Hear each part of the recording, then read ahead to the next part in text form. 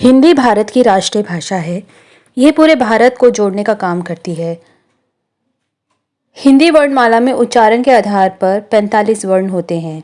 इनमें 10 स्वर और 35 व्यंजन होते हैं, परंतु लेखन की दृष्टि से अगर देखा जाए तो हिंदी वर्णमाला में 52 वर्ण होते हैं, 13 स्वर, 35 व्यंजन और 4 संयुक्त व्यंजन होते हैं। लोग सोचते हैं कि हिंदी और हिंदुस्तानी भाषा में कोई फ़र्क नहीं है। इस वीडियो में हम आपको इस फ़र्क के साथ साथ 10 रोचक बातें भी बताएंगे, जिन्हें जानकर आपका हिंदी के प्रति प्यार और बढ़ जाएगा।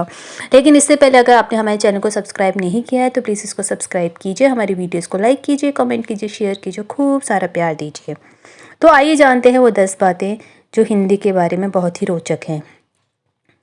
पहली, हिंदी पूरे विश्व में सबसे ज़्यादा बोली जाने वाली भाषाओं में आती है। इससे आगे अगर बात करें तो सिर्फ 3 ही भाषाएं हैं, मैंड्रिन, स्पेनिश और इंग्लिश। दूसरा पॉइंट, हिंदी जो है वो देवनागरी लिपि से ली गई है।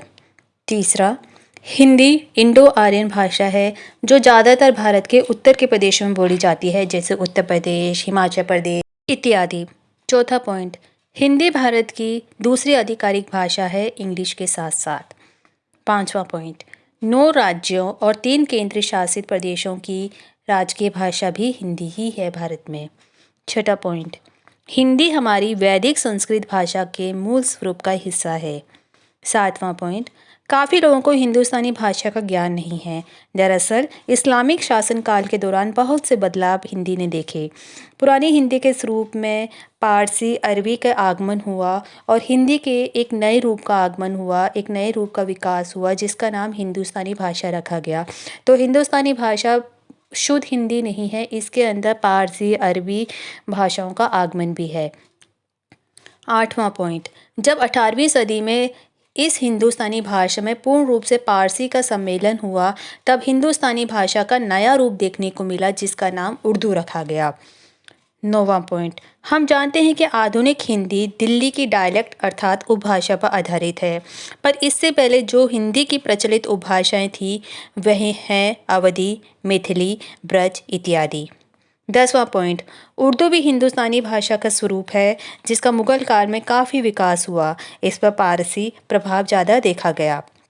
तो कहने का मतलब है जो भी उर्दू भाषा आई, हिंदुस्तानी भाषा आई, ये सब मूल रूप से हिंदी भाषा का ही प्रारूप है।